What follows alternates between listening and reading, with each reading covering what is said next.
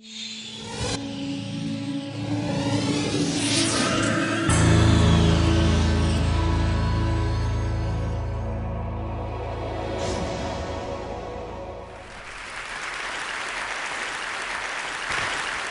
we all know the World Wide Web has absolutely transformed publishing, broadcasting, commerce, social connectivity. But where did it all come from? And I'll quote three people, Vannevar Bush, Doug Engelbart, and Tim Berners-Lee. So let's just run through these guys. This is Vannevar Bush. Vannevar Bush was the US government's chief scientific advisor during the war. And in 1945, he published an article in a magazine called Atlantic Monthly. And the article was called As We May Think. And what Vannevar Bush was saying was, the way we use information is broken. We don't work in terms of libraries and catalog systems and so forth. The brain works by association. With one item in its thought, it snaps instantly to the next item. And the way information is structured is totally incapable of keeping up with this process. And so he suggested a machine, and he called it the Memex. And the Memex would link information, one piece of information to a related piece of information, and so forth. Now, this was in 1945.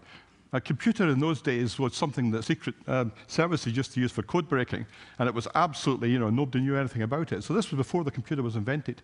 And he proposed this machine called the Memex, and he had a platform where you linked information to other information, and then you could call it up at will.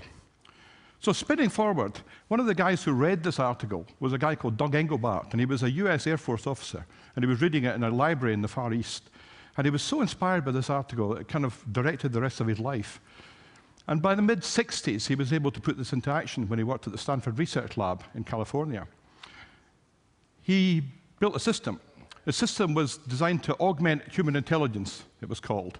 And in a premonition of today's world of cloud computing and software as a service, the system was called NLS, for Online System. And this is Doug Engelbart. He was giving a presentation at the Fall Joint Computer Conference in 1968. What he showed, he sat on a stage like this, and he demonstrated this system. He had his head mic like I've got, and he works this system.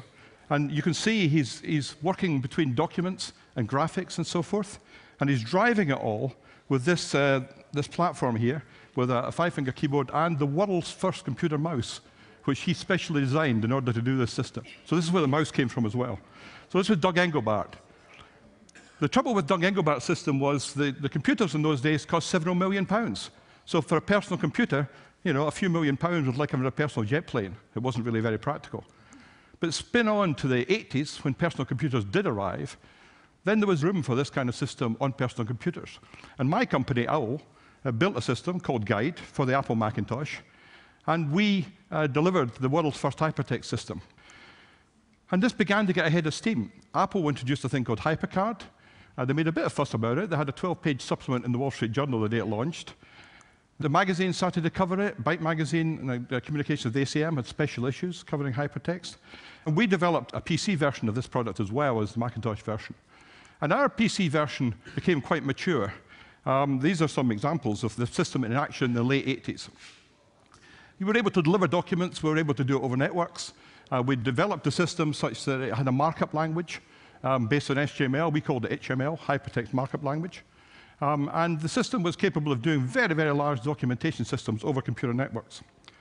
So I took this system to a trade show in Versailles, near Paris, in late November 1990. And I was approached by a nice young man called Tim Berners-Lee, who said, "Are you Ian Ritchie?" I said, "Yeah." And he said, "I need to talk to you." And he told me about his proposed system called the World Wide Web.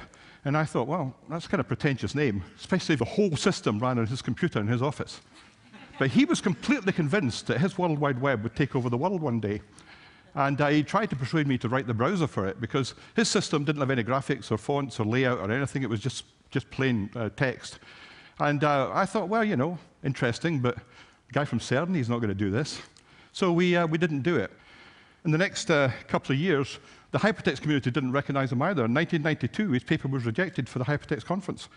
In 1993, there was a table at the conference in Seattle, and a guy called Mark Andreessen was demonstrating his little browser for the World Wide Web. And I saw it, and I thought, yep, that's it.